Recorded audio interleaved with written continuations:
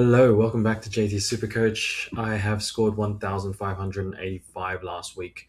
Huge scores from Latrell, Hamole, your Herbie's pumping out your normal numbers. Nico Hines captained Cleary, so I could have captained Latrell for about 50 or 60 more, and also didn't play Toto. Ended up playing Faymani, who dropped it cold.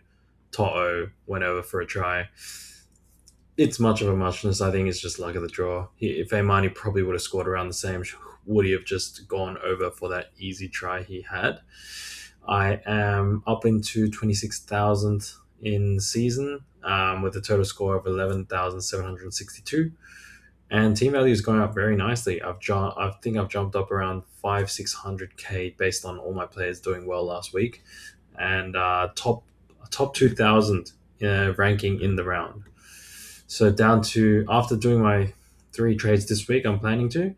I will have 23 trades left. So running quite low, quite early in the season, um, based on the fact during Origin, during the major bye weeks, you get three trades instead of your normal two. So you don't need a boost, but you get three instead of two. So that tends to blow through your trades faster if you haven't fully planned your Origin properly. You might need to do those three to get your numbers up to the 13 that you need for the major buy round. I have some slides coming up about the buy rounds and which teams are best suited based on whether they have players going to Origin or whether they don't have players going to Origin, but they have mini buys that they need to deal with. So let's move on. These are my previous season rankings. Whoa. Previous season, I was pretty high up pretty early. You can see the other graphs start at zero. But this year, I am clawing my way back from around 50k, bouncing around that. My first season, I was about around that up until round eight. And yeah, I think around round nine, I'm making my surge back up this year. Just like I think I went a bit too conservative earlier in the year, and I was looking at the tackle changes and the points that would be different in base based on the counting there. But obviously, wasn't looking at the attacking upside players, and that can hurt you when the whole pack gets the attacking side right. Um, or something like the Cowboys didn't look good for the first few weeks, and then suddenly they turn into an attacking team. You're missing the guys who are the centerpieces of those attack. So I think holding on to teams that are underperforming, but holding the centerpiece of their team, it's not bad. Like you can have a bad matchup on paper, yet your team can go out and score, especially if it's junk minute points. That's a whole nother reason. But if your team's getting flogged so badly, you might get some junk points from the centerpiece of that team because the other team's just clocked off a little bit on defense because it doesn't matter. Anyways, so yeah, I'm happy with where I'm going. I want to get into the top 10k in the next 3 weeks. See how we go. I know it's not always a straight line up. Next slide, we have the trade outs and trade ins for the top 10%. So I just wanted to go over them and my thoughts on them. Number one, Arama Howe. Yeah, 100% sell his bench this week. He's going to start bleeding cash. I believe his break even's around 70 something. He will probably score around 20 something off the bench. He's not going to get 80. Sell him as a priority. Faymani is out for about 3 weeks with an injury. He is 100% a sell as well. 466k on a poor Titans team. Not the Titans team doesn't score too much, but they are more right side dominant, which is why he's been able to get up to 466. I don't think you're not going to get much back off of him, even if he does come back. Happy to jump off Faymani now, and with your cheapies, you are looking to free up the most cash. So you should start with somebody like him before Macassini. Macassini comes back, I believe, in 2 weeks, but he's only 333k. So play with the Faymani money first. Maybe you can upgrade him to a 600k guy pretty easily. Whereas Macassini is like you only get 130k at best case. Anyways, moving on. Mark Nwangani Tawase, 100% a sell, also out for 6 weeks. Dewey, 100% a sell, long injury. Uh, Sad to see who's doing so well. But that frees up one more spot for what probably will be a fullback. Your third fullback, and you're probably running two halfbacks at this point. Hopefully, it's Cleary and Hines. Keanu Kinney, 80%. So he has a high break even this week, coming into a tough matchup against Sydney Roosters. Um, I guess topping out at 700k, that's not too bad. But it does seem like if there's more fires in your team, Kinney probably isn't top priority. That's why I've got him 80%. Matt Duffy, yeah, fullback slot again. So I see why there's a big sell and he's benched. I'm not sure whether he'll actually take the field because there's 6-man bench. He might just be there for if any injuries occur. So you could hold him another week if an injury occurs to the team, or you could wait until late team lists and see whether Jai Gray is all good to play. 80. I've got him as 80%. Yeah, it's a solid sell, but not priority. Tom Jenkins, 727k, losing money really fast, coming up against Canberra. Canberra have been a bit leaky on their edges. I think that they've scored. They're like top four teams in terms of giving away points to the center wing position. So it's not like center wings have been struggling for points against them. Tom Jenkins and Toto are just they're just part of the Penrith system that sometimes on a specific day will just choose a side and just keep going to that side. So Jenkins, I feel like if you wanted to get off, probably was last week or before. Difficult to say, difficult to call, I guess. But they're playing Dragons the week after, I believe. So I don't think Jenkins is a sell right now. I've got him as 30%. And when Origin comes around, your right side is going to be your Cleary and your Totos are gone. So left side is just going to be dominant. You would think. Um, Maybe the team wants to get reps into their younger boys. Yeah, I just see them going left during Origin when there's no Cleary to control half the ball as well. You just have Blaze Talangi take over and just keep doing what they're doing, and McLean as well. Jonah Pezzett, 363k. I've got him as a 60% sell. He's got 55 break even. Round 11, he has a buy, I believe. Oh, round 11, he's coming back. Sorry. So that's only in 2 weeks' time. Maybe, yeah, just missing this week and hopefully coming back as early as next week. I know why people are selling him for Fletcher Sharp. Fletcher Sharp has not super performed, is not outperformed too much, and I think Ponga Mazu and Dylan Lucas should be bought before Fletcher Sharp, especially Dylan Lucas. Dylan Lucas is looking good because he's probably not going to get picked for Origin, but he's pumping out similar base numbers to last year, and he has attacking upside. Um, yeah, I would say unless you've planned really well and you bought into one or two Knights players last week, I wouldn't go Fletcher Sharp. I think if you're running Purdue, I'm still happy with the way he's a bit greedy with the ball. Yeah, it's just that he's not getting attack. Um, I would be patient with Purdue personally. But I'm running Cody Walker. Cody Walker has the same ups and downs. 5/8 is just not a dependable position this year. There's nobody that's dependable in 5/8. Like Luai is not, Munster's down. So I think, look, it's much of a muchness at this point. Such a Sharp may be good for this one matchup, but I'm sure that Marzu, Dylan Lucas, and Ponga will also go crazy this matchup, more likely than Fletcher Sharp, in my opinion. Yeah, and I think Aman was mentioning as well that Fletcher Sharp's tackle busts were well down from last season, and yeah, that's where you get a bulk of your power points come from that. And if he's been previously injured, that might be playing into why he's not actually getting such high base and power and not such high scores. So I'd hold off on Peasant. I'd run your main, which is I'd probably either Purdue or Cody Walker. I'd just keep running them.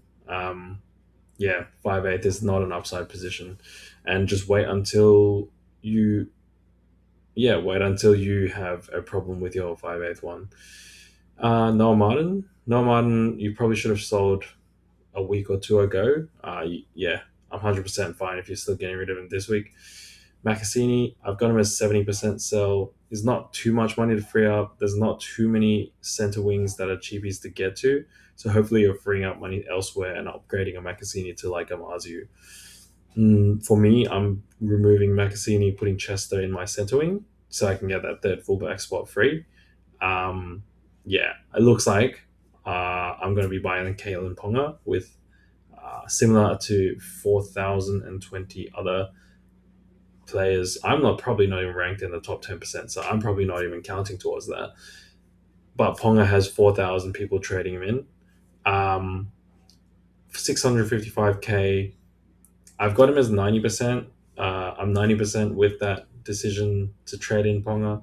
Just been burnt so many times with his injuries, hammies, head knocks. He's going to Origin most likely, probably as a bench guy. So yeah, he's probably not going to have any problems backing up.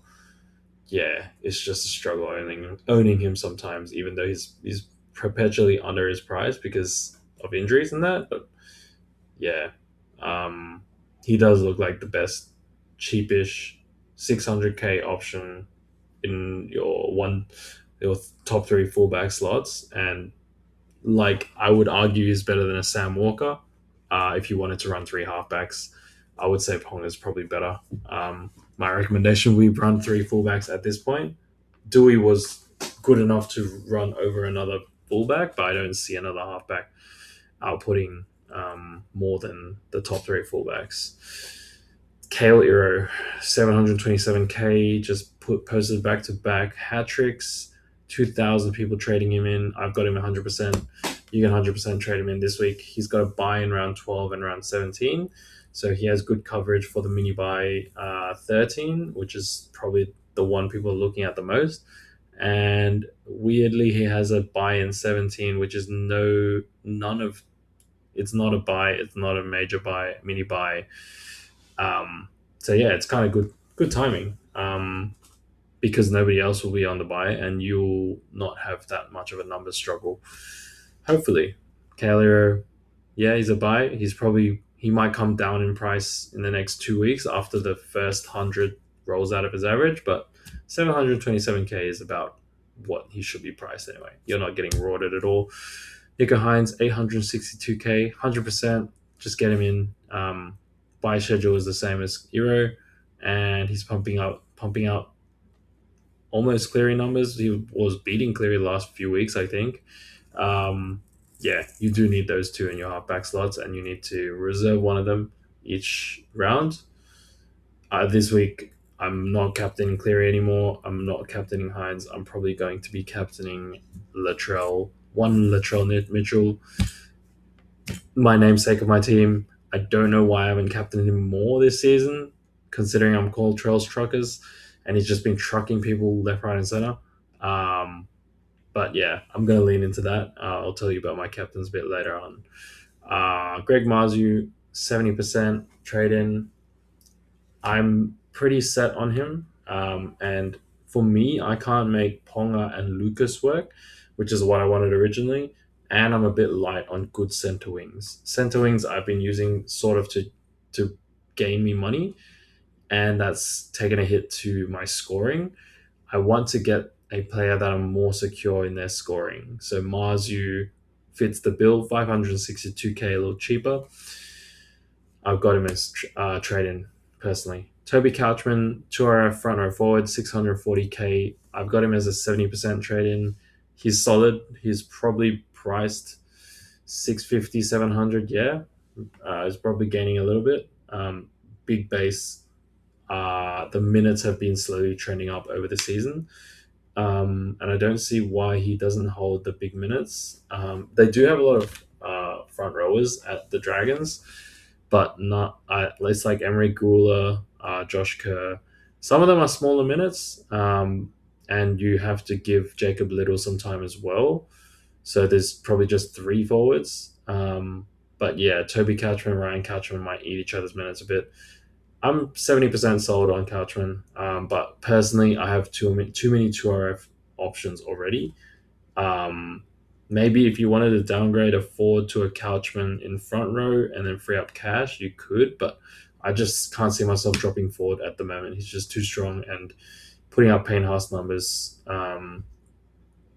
Yeah, I can't see Couchman getting on a team. I have Ryan Couchman, Lasardi, Simi Sasangi, Halmole, all of those guys in my 2RF, and I can't afford to put two reserves on my 2RFs every week. I want to spend up the money to get something like, yeah, maybe like Latrell, Herbie, Marzu, and at the moment Chester, but looking to upgrade that as well in my center wing. Just get 4 gun center wings, don't get 6 gun 2RFs. Maybe get drink water as well when I can. Fletcher Sharp, I've got him as a 60% buy, so slightly below the other Knights guys, due to his carrying injury. And S5/8 is just not a great position. I want to see one big game from him first. It might be this game, very well, might be St. George. But, it could be any of the other guys from the Knights that pop off. Yeah, there's nothing to show me that it's going to be Fletcher Sharp. And Mazi's only 100k more, 100ish k more. And Ponga always unlocks the left side. Like, if you look at the points from when Ponga's been out, Dom Young has been doing well. Gagai had been doing okay. He tore apart, I think it was Raiders when Ethan Sanders moved out there. Um, he tore them apart, and looks like points are coming back to the left hand side now. Ponga's back. So I would go, yeah, Ponga, Mazu, Lucas. If you can get those three in a boost, get those three in. Yeah, it's it's going to be a fun watch. Jack Bostock, he scored 100 plus last week. He's priced at 506k. I've got him as 50% trade in. I'm neither here or there. I would wait a week. He's versus the Bulldogs this week. That first score will drop out earlier than the second score he posts. Kicks are going to him, which are good. But obviously you prefer, shape and then getting a line break try instead of just a kick try. Bostock, I believe, was playing right center, and he posted big scores. He went on a run. He was a cheapie, I think, 1 or 2 years ago, and he did his run, I believe, on the left wing. So, yeah, I think you still want to be a winger instead of a center at this point. But yeah, the Dolphins might open up attacking opportunities with, like, if Hammer's gone and if Herbie's not going, but if Hammer's gone, yeah, I don't know. I don't know what happens to the attack actually. So 50%, not sold. Want to see another big one before I go in. I don't really need to make. Look, if Bostock has 3 good games, he might go up to 750. But what's stopping him from having a bad game afterwards? I'm not in the market for looking for 250k at the moment. At best case, yeah, I want somebody like, yeah, an Alex 12 who is maybe still 100k underpriced at 750, who's just going to pump out 800s, 80s or 85s. Yeah, like if Herbie gets a try, he's almost 100. That's the type of player I'm looking for at the moment. Alex 12, 100% buy. If you want him, he's got a buy in round 12. I don't believe he has another one in the 12 to in the origin period. Yeah, so Jonathan Sewer, number 10, brought in. I've got him as 70% of a buy. 266k, you've missed out on 50k. It's not too bad. Looks like he's holding his spot all right.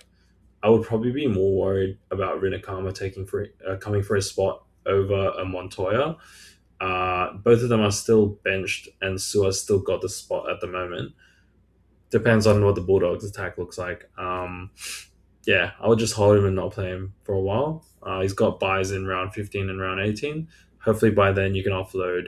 Um, he will probably be playing 15 then because yeah, you got Crichton out to Origin. Um, yeah, so maybe he is a bit of a longer hold, slower burn, cash cow. See how it goes though.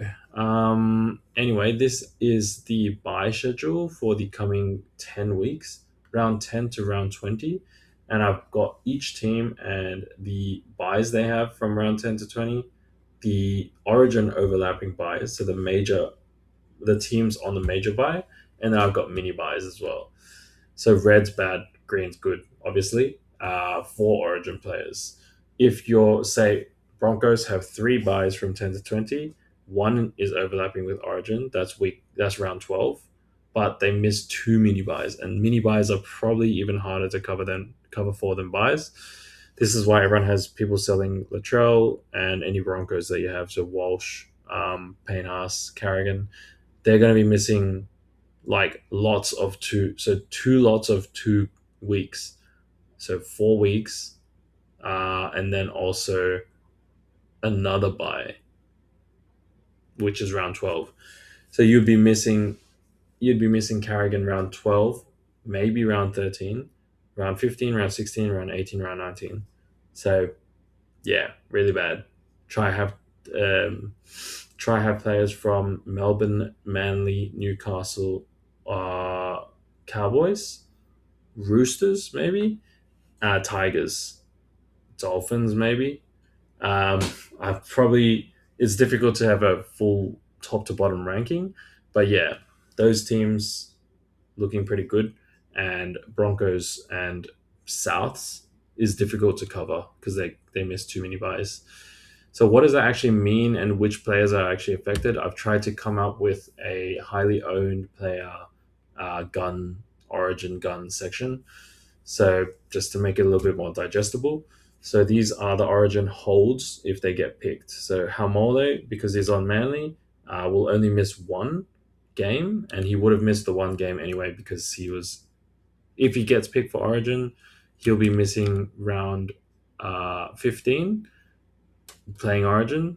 He'll be missing round 12 and round 18. So he does miss two good matchups in Gold Coast Titans and Para, but he only misses those three, and he's likely to be a bench guy as well. Um, so he probably will back up in the mini buy rounds. Munster and Grant, Storm struggling. They're probably going to want to back up. And Storm also only miss two that are overlapping with Origin anyway. So you're basically deleting your buys from the schedule because you would have had Origin anyway. That's why it's not too bad for the Storm guys. Ponga, he probably also isn't playing full 80, so he'll back up. Theoden, Finifuyaki, yeah, medium holds. Hudson Young, Dylan Edwards, Cleary. So Dylan Edwards and Cleary from the Panthers, they have three buys between rounds 10 and rounds 20. They have one major buy and one mini buy. So that's 12, 15, and 19. So yeah, actually that's two origin buys. Sorry, I've got that wrong. But yeah, uh, they're only missing if they back up, which is debatable because I think Ivan Cleary likes to rotate their players that are backing up and that are not. Dylan Edwards usually is pretty hardy, but Cleary has missed a backup game that goes to.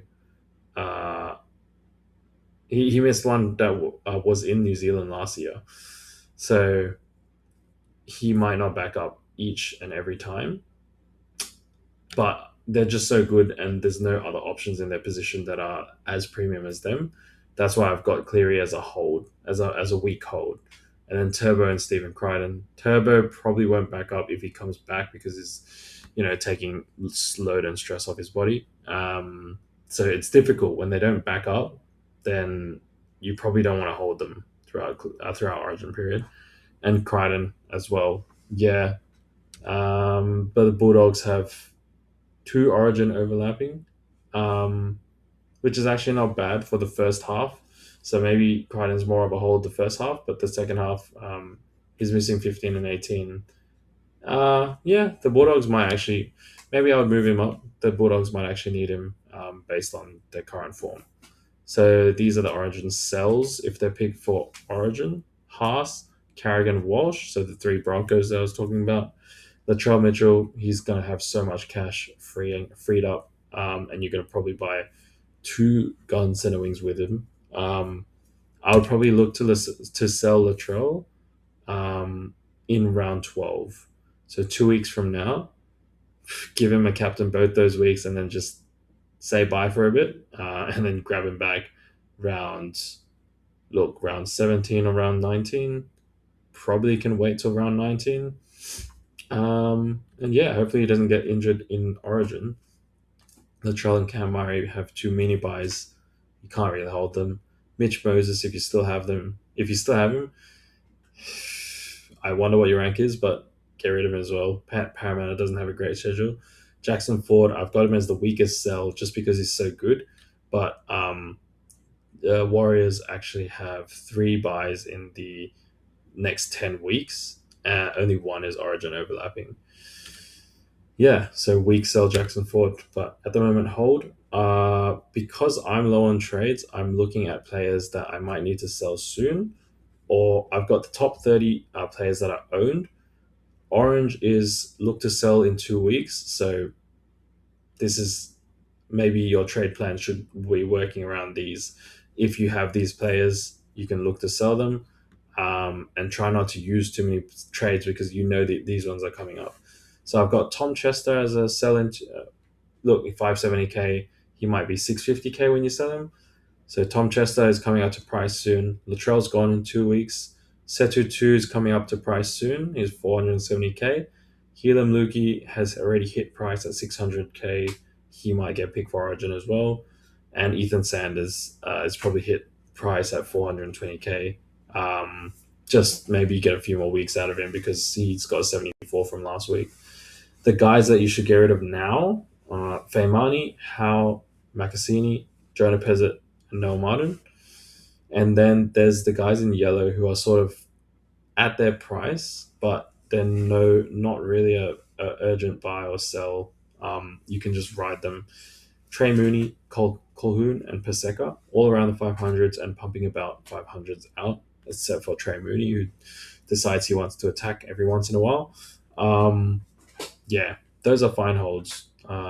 You don't need to free up that cash, but you can if you're strapped for cash.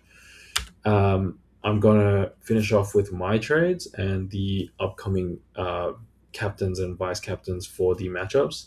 So the ones that jump out, obviously Sydney vs Titans, Friday, Polytech Stadium. I got VC on Tedesco, and Latrell just gives me no reason not to captain him. I went through and looked at the history. It's like 500s in a row, then a 60, 80, and then hundreds. So I just need to go through, support my boy Trell, keep trucking. My trades this week are Saxon Pryke in for Aramaho, Marzu in for Feimani, and Ponga in for Makasini via Tom Chester. That leaves me with around 50k in the bank, I think. Pretty happy that I can get two Knights guys in to play St. George. I might VC Ponga, but yeah, that's a quick turnaround. And yeah, if you look at Sydney Roosters and Titans, it could be big. At the moment, I've got in reserve Hamole, Ryan Couchman, Nico Hines, and Sua. I'm electing not to play Setutu To'o or Jaden Sua or Jonathan Sua. Sorry. Yeah, To'o has hurt me in the past, although I should have played him last week. I'm just going to leave him out there, let him gain his cash for a little bit, and then trade to somebody else in center wing. Once I shore up my center wing, I'm pretty happy with 2RF and center wing. Yeah, the team's looking all right at the moment. Tell me which trades you're going to do this week, and tell me if you have any boost left. Anyways, thanks for that. Everyone, good luck with your week, and talk to you next week. Bye.